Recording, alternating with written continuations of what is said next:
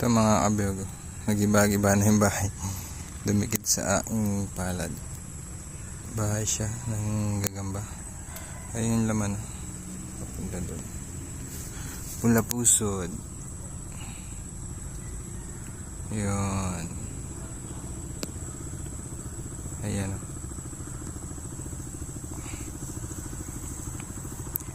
Pula ang pusod. May katabing mga langgam. Ayan. Langgam na itim. Ayan siya. Angas ng kulay.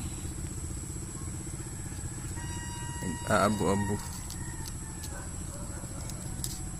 So, ayan.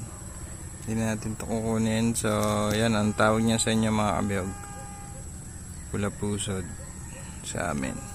Pula pusod tawag niya sa iba. Alright.